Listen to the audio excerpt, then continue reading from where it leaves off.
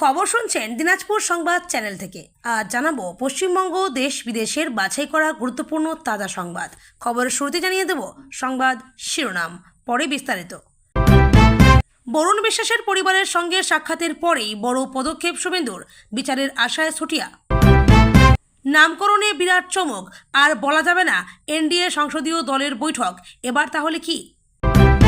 ফের দুর্যোগের ভ্রুকুটি রাজ্যে, সতর্ক থাকতে হবে কোন জেলাগুলোকে? রাজ্যে যেন এটাই স্টার্টআপের শিল্পমন্ত্রী আমি, দাবি তাপস রায়ের। রাজ্যে শিল্পে বিরাট চমক, এবার শ্যাম স্টিলের নতুন ইউনিটের ভিত্তিপ্রস্তর স্থাপন, কর্মসংস্থান হতে পারে 10,000-এর। মধ্যরাতে ছাত্রী সেজে হাসপাতালে হানা স্বাস্থ্য প্রতিমন্ত্রীর, কি অব্যবস্থাপনা ধরা পড়ল? বাকরা মসজিদে নামাজ পড়া হলো না সিদ্দিকুল্লাদের, জেনে নিন এই মুহূর্তের পরিস্থিতি। ছোট পুজো কমিটির জন্য দারুণ সুখবর, অনুদান বাড়ল 1,20,000। কারখানার গেট ভাঙলে বাম জামানার শিল্প ক্ষত মনে করিয়ে হুঁশিয়ারি শুভেন্দুর, খোঁচা মমতাকেও। বাড়িতে কথা কাটাকাটি, বেরিয়ে আর ফেরেনি মেয়ে, বাংলার শুটার নিখোঁজ শেষবার দেখা গেল হাওড়া স্টেশনে। মনসুন অধিবেশনেই আসতে পারে ডিলিমিটেশন বিল, দাবি কংগ্রেসের। ইস্তফার পর কোয়েলকে নিয়ে বড় বার্তা সুকান্তর, জোরালো বিজেপিতে যোগ দেওয়ার জল্পনা। গঙ্গাসাগর মেলাকে জাতীয় মেলার স্বীকৃতি চেয়ে কেন্দ্রের দ্বারস্থ রাজ্য। এই 1 মাসের মধ্যে সই জাল কাণ্ডে অভিষেককে নিয়ে বিরাট নির্দেশ হাইকোর্টের। আরও কড়াকড়ি, বার্থ ও ডেথ সার্টিফিকেট নিয়ে নয়া নিয়ম সরকারের। উত্তরবঙ্গে প্রবল বর্ষণের লাল সতর্কতা, দক্ষিণবঙ্গেও বজ্রবিদ্যুৎ সহ বৃষ্টির পূর্বাভাস। শিবির বদলে বিপাকে মদন মিত্র, বিধানসভায় মুখোমুখি হতেই বোমা ফাটালেন কুণাল ঘোষ। বরখাস্ত হতে পারেন, অশুভ সময় থাকবে এই অবধি, অশুভ রং সংখ্যা সব দেখে নেবেন, রইল রাশিফল বিস্তারিত।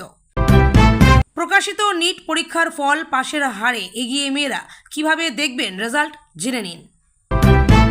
তোদের ব্রেকআপ হবেই, জহির সোনাক্ষীকে বলছিলেন সলমান। ঢাকার নার্সিংহোমে টাকা ঢেলেছেন প্রভাবশালী তৃণমূল নেতা, বাংলাদেশে মৌলবাদী কার্যকলাপে যুক্তর অভিযোগ। এখন থেকে স্কুলে মোবাইল ফোন নিয়ে গেলে কি হবে, কি বলছে উচ্চ মাধ্যমিক শিক্ষা সংসদ? 720-র মধ্যে 715, কোন মন্ত্রে এমন অবিশ্বাস্য সফল নিট টপার আরিয়ান, ফাঁস করলেন রহস্য। অভয়ার মাকে আক্রমণ করে ভিডিও, আর যে প্রিয়াঙ্কাকে ঘিরে সমালোচনার ঝড়।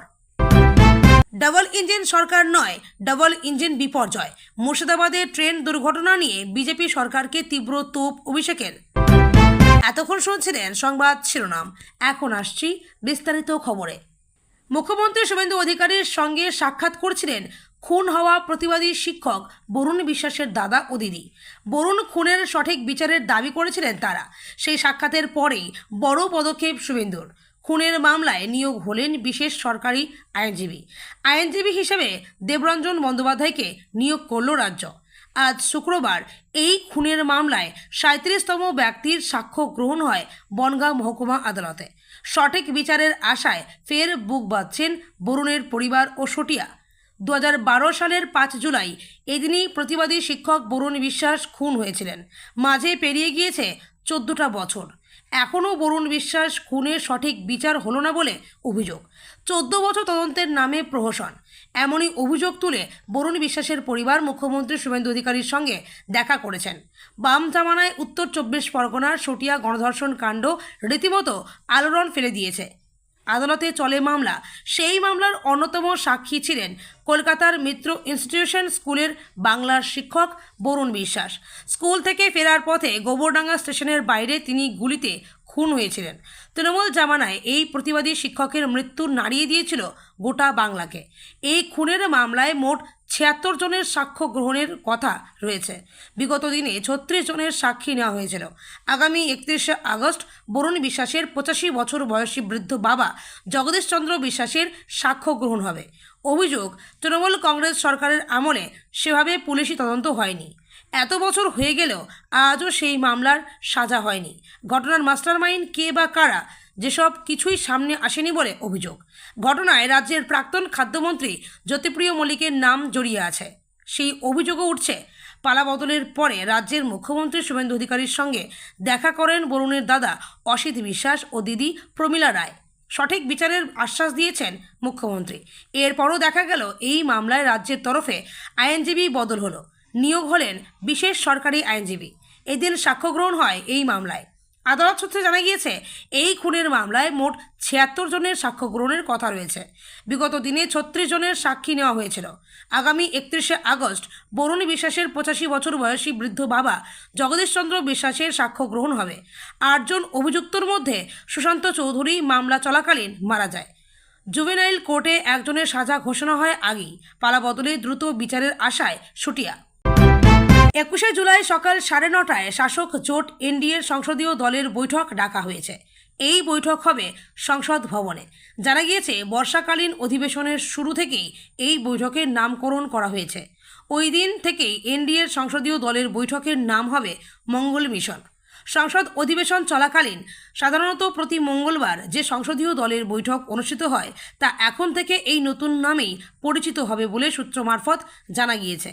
সংসদের বর্ষাকালীন অধিবেশন নিয়ে সরকারের কৌশল অনুযায়ী গুরুত্বপূর্ণ অধ্যাদেশগুলোতে অগ্রাধিকার ভিত্তিতে আলোচনার জন্য তোলা হবে। এর মধ্যে রয়েছে আয়কর সংশোধনী, জাতীয় সম্মানের অবমাননার জন্য শাস্তির বিধান সংক্রান্ত আইন, সুপ্রিম কোর্টের বিচারপতির সংখ্যা বিষয়ক আইন এবং আরও কয়েকটি বিল।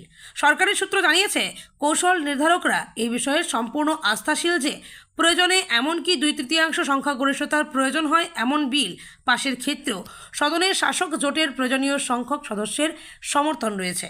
এক্ষেত্রে এই অধিবেশনেই পেশ হতে পারে আসন পুনর্বিন্যাস বিল। পাশাপাশি সূত্রগুলো এও জানিয়েছে যে তৃণমূল কংগ্রেসের 20 জন সংসদের তৈরি এনসিপিআই সংসদে বর্ষাকালীন অধিবেশনের শুরুতেই আনুষ্ঠানিক স্বীকৃতি পেতে চলেছে। তাহলে এই অধিবেশনের আগে সর্বদলীয় বৈঠকে এনসিপিআইকে আমন্ত্রণ জানানো হবে বলেও সূত্রগুলো জানিয়েছে।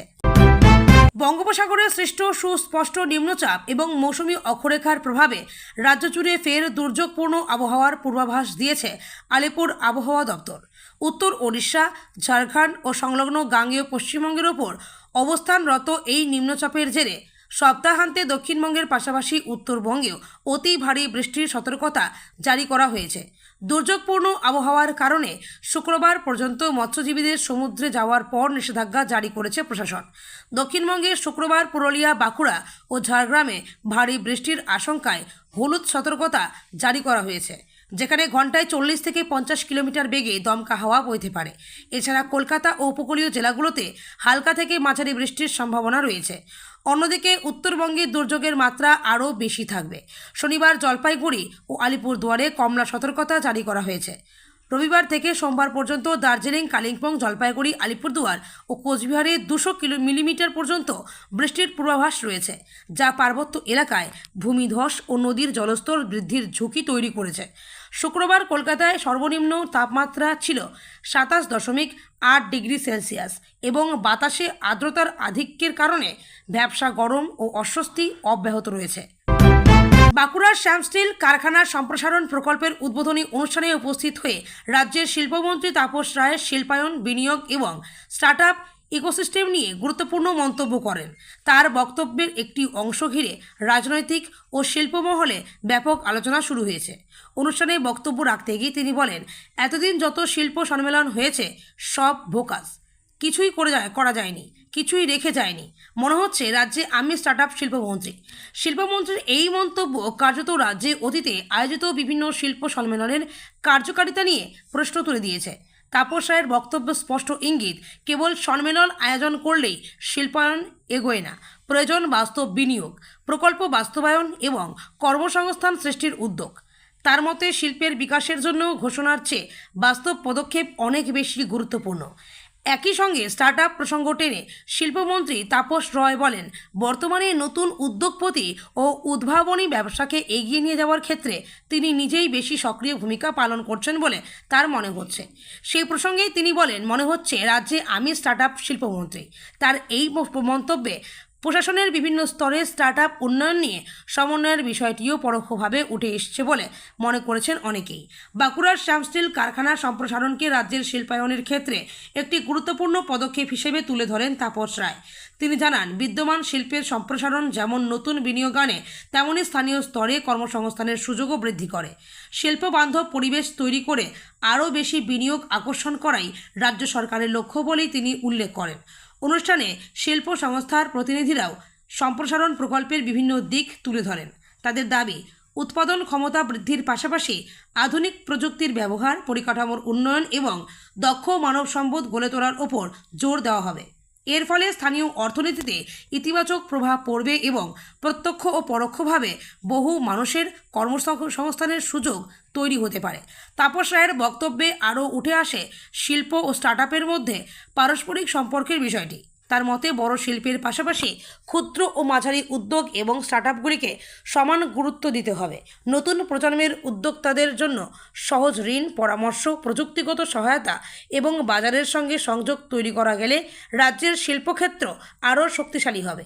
তবে শিল্পমন্ত্রীর সব শিল্প সম্মেলন ভোগাস মন্তব্যকে ঘিরে ইতিমধ্যেই রাজনৈতিক মহলে নানা প্রতিক্রিয়া দেখা দিয়েছে। রাজ্যে বিজেপি সরকারের বয়স মাত্র 2 মাস। এর মধ্যে শিল্পায়নের পথে আরও এক বড় পদক্ষেপের দাবি করেছে রাজ্য সরকার। হুগলির ডানকুনির পর এবার বাঁকুড়ার মেজিয়ায় শ্যাম স্টিলের নতুন উৎপাদন ইউনিটের ভিত্তিপ্রস্তর স্থাপন করবেন মুখ্যমন্ত্রী। শুক্রবারের অনুষ্ঠানে মুখ্যমন্ত্রীর পাশাপাশি উপস্থিত থাকার কথা রয়েছে বিজেপির রাজ্য সভাপতি শ্রমিক ভট্টাচার্য এবং রাজ্যের পূর্তমন্ত্রী অজয় কুমার পোদ্দারের। শিল্প সংস্থার শীর্ষ কর্তারাও অনুষ্ঠানে উপস্থিত থাকবেন। শ্যাম স্টিল কর্তৃপক্ষের দাবি, নতুন এই কারখানা চালু হলে প্রত্যক্ষ ও পরোক্ষ মিলিয়ে প্রায় 10,000 মানুষের কর্মসংস্থানের সুযোগ তৈরি হবে। পাশাপাশি এই প্রকল্পকে কেন্দ্র করে এলাকায় একাধিক অনুসারী শিল্প গড়ে ওঠার সম্ভাবনাও রয়েছে। ফলে বাঁকুড়া ও সংলগ্ন জেলার শিল্প ও অর্থনীতিতে ইতিবাচক প্রভাব পড়বে বলে মনে করা হচ্ছে। রাজ্যের মুখ্যমন্ত্রী ইতিমধ্যেই বলেছেন, এই রাজ্যে 3টে বেহাল অবস্থার হাল ফেরাতে হবে। একটা হলো আইন শৃঙ্খলার পরিবেশ, সিন্ডিকেট, কাটমানি, তোলাবাজি, দাদাগিরি, সব জায়গায় রাজনীতিকরণ। এই জায়গা থেকে 2 মাসে আমরা বেরিয়ে এসেছি অনেকটা বেরিয়ে আসতে পেরেছি। এটা আমরা কন্টিনিউ করব। আর ডানকুনিতে লম্বা লাইন করে ট্রাকে কেউ হাত পাতে না। হাল আমলে ডানকুনিতে লাক্স কোজি গ্রুপের কারখানার নতুন ইউনিটের ভিত্তিপ্রস্তর স্থাপন ও এখন শ্যাম স্টিলের নতুন কারখানার ভিত্তিপ্রস্তর স্থাপনাকে একটি মাইলস্টোন হিসেবে দেখছেন বিশেষজ্ঞদের অনেকে। বিজেপি সরকার ক্ষমতায় আসার পর শিল্প বিনিয়োগ বাড়ানো এবং কর্মসংস্থান তৈরিকে অগ্রাধিকার দেওয়ার কথা জানিয়েছিল। সেই লক্ষ্যেই প্রথমে ডানকুনিতে শিল্প প্রকল্পের সূচনা এবং এবার মেজিয়ায় নতুন ইস্পাত কারখানার ভিত্তিপ্রস্তর স্থাপনকে তাৎপর্যপূর্ণ পদক্ষেপ হিসেবে তুলে ধরা হচ্ছে। ডানকুনিতে লাক্স কোজি গ্রুপের কারখানার নতুন ইউনিটের ভিত্তিপ্রস্তর স্থাপন হয়েছে। অনুষ্ঠানে উপস্থিত ছিলেন মুখ্যমন্ত্রী শুভেন্দু অধিকারী, বিজেপি রাজ্য সভাপতি শ্রমিক ভট্টাচার্য ও শিল্পমন্ত্রী তাপস রায়। শিল্প স্থাপনের পথে আরও বাধা হয়ে দাঁড়াবে না তোলাবাজি ও সিন্ডিকেট রাজ, স্পষ্ট বার্তা দিয়েছেন মুখ্যমন্ত্রী। 1 বছরের মধ্যে রাজ্যের শিল্প মানচিত্র পরিবর্তনের কথা শোনা গিয়েছে বিজেপি রাজ্য সভাপতির মুখে। সরকারের দাবি, পশ্চিমবঙ্গে নতুন শিল্পের জন্য অনুকূল পরিবেশ তৈরি হয়েছে। সেই সুযোগে দেশি বিদেশি বিনিয়োগ টানতে একাধিক উদ্যোগ নেওয়া হচ্ছে। মেজিয়ার এই প্রকল্প বাস্তবায়িত হলে পশ্চিমাঞ্চলের শিল্প মানচিত্রে নতুন মাত্রা যোগ হবে বলেই আশা প্রশাসনের। রাজ্য স্বাস্থ্য পরিষেবার হাল হকিকত নিজ চোখে দেখার লক্ষ্যে এক অভিনব ও সাহসী পদক্ষেপ নিলেন রাজ্যের স্বাস্থ্য প্রতিমন্ত্রী সুমনা সরকার। বৃহস্পতিবার মধ্যরাতে সাধারণ পোশাক পরিহিত এক ছাত্রীর ছদ্মবেশে তিনি নদিয়ার Kalyani college of medicine and GNM হাসপাতালে আকস্মিক পরিদর্শনে যান। প্রতিমন্ত্রীর এই গোপন সফরের খবর চাউর হতেই রাজ্যের স্বাস্থ্য মহলে শোরগোল পড়ে গেছে। মধ্যরাতে যখন গোটা হাসপাতাল প্রায় নিস্তব্ধ, সেই সময়ে কোনো পূর্ব ঘোষণা ছাড়াই হাসপাতালে প্রবেশ করেন সুমনা সরকার। একজন সাধারণ মানুষ বা ছাত্রীর মতো পরিচয় নিয়ে তিনি হাসপাতালের প্রতিটি বিভাগ খুঁটিয়ে দেখতে শুরু করেন। প্রথমেই তার নজরে আসে ছাত্রাবাস ও হাসপাতালের অভ্যন্তরের শোচনীয় ও নোংরা পরিবেশ। শৌচাগার থেকে শুরু করে করিডোর, সব জায়গাতেই অস্বাস্থ্যকর পরিস্থিতি দেখে তিনি রীতিমতো স্তম্ভিত হয়ে যান। দীর্ঘদিনের জমে থাকা ময়লা এবং বজ্র পরিষ্কারের অভাব স্পষ্টভাবে চোখে আঙুল দিয়ে দেখিয়ে দেয় অব্যবস্থাপনার চরম সীমায় পৌঁছেছে জেএনএম হাসপাতাল। পরিদর্শনের সময় প্রতিমন্ত্রী হাসপাতালের জরুরি বিভাগ ও অন ডিউটি রুমগুলো ঘুরে দেখেন। অভিযোগ, গভীর রাতেও হাসপাতালের বহু গুরুত্বপূর্ণ বিভাগে সিনিয়র চিকিৎসকদের খুঁজে পাওয়া যায়নি। অন ডিউটি চিকিৎসকদের একাংশ নিয়ম মেনে সেখানে উপস্থিত ছিলেন না বলে অভিযোগ উঠেছে। রোগী ও তাদের আত্মীয়দের কাছ থেকেও প্রতিমন্ত্রী হাসপাতালের পরিষেবা নিয়ে নানা অভিযোগ সরাসরি শোনার সুযোগ পান। হাসপাতালের কর্মীদের এই গাফিলতি ও উদাসীনতা দেখে সুমনা সরকার তীব্র ক্ষোভ প্রকাশ করেন। তিনি স্পষ্টভাবে জানিয়েছেন, সরকারি হাসপাতালের মতো স্পর্শকাতর স্থানে এমন দায়িত্বজ্ঞানহীন আচরণ কোনোভাবেই বরদাস্ত করা হবে না। পরদিন সকালে হাসপাতালের সংশ্লিষ্ট আধিকারিকদের নিয়ে একটি জরুরি বৈঠক করেন প্রতিমন্ত্রী। পরিদর্শনের সময় তিনি যে অব্যবস্থাপনা লক্ষ্য করেছেন তার একটি পূর্ণাঙ্গ তালিকা তৈরি করেছেন। সুমনা সরকার বলেন, হাসপাতাল কেবল একটি ভবন নয়, এটি মানুষের জীবনের শেষ ভরসার জায়গা। এখানে ছাত্রাবাস ও হাসপাতালের পরিবেশ যদি এত নোংরা হয় তবে তা অত্যন্ত লজ্জাজনক। এছাড়াও চিকিৎসকদের অনুপস্থিতি এবং পরিষেবায় ঘাটতির বিষয়টি কোনোভাবেই মেনে নেওয়া যায় না। তিনি আরও জানান, এই আকস্মিক পরিদর্শনের পুরো রিপোর্ট তিনি রাজ্য স্বাস্থ্য দপ্তরের ঊর্ধ্বতন কর্তৃপক্ষ ও মুখ্যমন্ত্রীকে দেবেন। হাসপাতালের প্রশাসনিক গাফিলতির জন্য দায়ী ব্যক্তিদের বিরুদ্ধে দ্রুত বিভাগীয় ব্যবস্থা নেওয়ারও প্রতিশ্রুতি দিয়েছেন তিনি। প্রতিমন্ত্রীর এই কড়া পদক্ষেপ কল্যাণী জেএনএম হাসপাতালের মতো বড় সরকারি প্রতিষ্ঠানের অন্দরমহলে বড় ধরনের রদবদলের ইঙ্গিত দিচ্ছে। সরকারি কর্মীদের এবং চিকিৎসকদের কর্মসংস্কৃতি ফেরাতে সুমনা সরকারের এই ধরনের সারপ্রাইজ ভিজিট যে আগামী দিনেও অব্যাহত থাকবে তা তার কঠোর মনোভাব থেকে স্পষ্ট। সাধারণ মানুষের জীবন বাঁচানোর দায়িত্বে থাকা প্রতিষ্ঠানটি যাতে দ্রুত তার হৃদ গৌরব ও পরিচ্ছন্নতা ফিরে পায়, এখন সেটাই বড় চ্যালেঞ্জ রাজ্য সরকারের কাছে। কলকাতা বিমানবন্দর চত্বরে অবস্থিত বাকরা মসজিদকে কেন্দ্র করে নতুন করে উত্তেজনা ছড়িয়ে পড়ল। শুক্রবার মসজিদটিতে নামাজ পড়ার কর্মসূচিতে অংশ নিতে গিয়েও শেষ পর্যন্ত তা থেকে বিরত থাকলেন প্রাক্তন তৃণমূল বিধায়ক তথা মসজিদ কমিটির সভাপতি সিদ্দিকুল্লাহ চৌধুরী।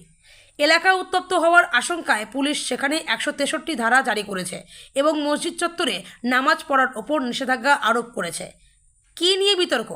বিমানবন্দরের 7 নম্বর গেট দিয়ে এতদিন ভক্তরা মসজিদে প্রবেশ করতেন। মসজিদ কর্তৃপক্ষের অভিযোগ, বিমানবন্দর কর্তৃপক্ষ হঠাৎই ওই গেটটি বন্ধ করে দিয়েছে, যার ফলে সাধারণ মানুষের জন্য মসজিদে প্রবেশের পথ রুদ্ধ হয়ে পড়েছে। এই সিদ্ধান্তের প্রতিবাদে আজ সেখানে নামাজ পড়ার ডাক দিয়েছিলেন সিদ্দিকুল্লাহ চৌধুরী। প্রশাসনের পদক্ষেপ, পরিস্থিতি সামাল দিতে এলাকায় পুলিশ ও বিশাল নিরাপত্তা বাহিনী মোতায়েন করা হয়েছে। অপারেশনাল জোনের অন্তর্গত হওয়ায় মসজিদটির চারপাশে ব্যারিকেড তৈরি করা হয়েছে। বিধাননগর পুলিশ কমিশনারের সঙ্গে আলোচনার আশ্বাস দিয়েছেন সিদ্দিকুল্লাহ চৌধুরী। স্থানীয় ইমামের সঙ্গে কথা বলে পুলিশ স্পষ্ট জানিয়ে দিয়েছে, বর্তমান পরিস্থিতিতে ওই স্থানে নামাজ পড়ার কোনো অনুমতি দেওয়া সম্ভব নয়। বিধায়ককে বিকল্প জায়গায় নামাজ পড়ার পরামর্শ দিয়েছে প্রশাসন। প্রতিবাদ থেকে সাময়িকভাবে সরলেও নিজের অবস্থানে অনড় থেকে সিদ্দিকুল্লাহ বলেন, এয়ারপোর্ট অথরিটিকে আমরা পুনরায় চিঠি দেব। আমরা চাই এখানে নামাজ চলুক। কোনোভাবে যদি জোর করে মসজিদ ভাঙার চেষ্টা করা হয় তবে রাজ্যের মানুষ এর চরম প্রতিবাদ করবে। বিমানবন্দর কর্তৃপক্ষের যুক্তি, অন্যদিকে বিমানবন্দর কর্তৃপক্ষের দাবি, নিরাপত্তার খাতিরেই সাময়িকভাবে 7 নম্বর গেট বন্ধ রাখা হয়েছে। বিমানবন্দর সংলগ্ন গুরুত্বপূর্ণ এলাকা হওয়ার নিরাপত্তার বিষয়টিকে কোনোভাবেই উপেক্ষা করা সম্ভব নয় বলে জানিয়েছে তারা। বর্তমানে এলাকাটি ঘিরে কড়া নজরদারি বজায় রেখেছে পুলিশ। শান্তি ও শৃঙ্খলা বজায় রাখার জন্য অতিরিক্ত বাহিনী মোতায়েন করা হয়েছে। বিমানবন্দরের মতো অত্যন্ত স্পর্শকাতর জায়গায় এই ধর্মীয় বিতর্ক আগামী দিনে কোন দিকে মোড় নেয় সেটাই এখন বড় প্রশ্ন। রথযাত্রার পুণ্যতিথিতে দুর্গাপুজোর প্রস্তুতির মধ্যেই রাজ্যের পুজো কমিটিগুলোর জন্য বড় সুখবর দিয়েছে নবান্ন। প্রশাসনিক সূত্রে খবর, গত বছরের 1,10,000 টাকার তুলনায় চলতি বছরে প্রতিটি পুজো কমিটির অনুদান 10,000 টাকা বাড়িয়ে 1,20,000 টাকা করার বিষয়ে জোর জল্পনা চলছে। তবে এ বিষয়ে রাজ্য সরকারের পক্ষ থেকে এখনও চূড়ান্ত ঘোষণা বাকি রয়েছে। এবার অনুদান বণ্টনের ক্ষেত্রে গুরুত্বপূর্ণ পরিবর্তনের ইঙ্গিত দিয়েছে মুখ্যমন্ত্রী।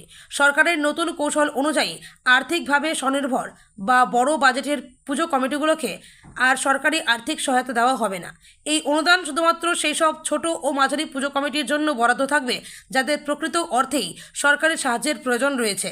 অনুদানের মানদণ্ড এবং আবেদন প্রক্রিয়া সংক্রান্ত বিস্তারিত নির্দেশিকা শীঘ্রই প্রকাশ করা হবে বলে নবান্ন সূত্রে জানা গিয়েছে।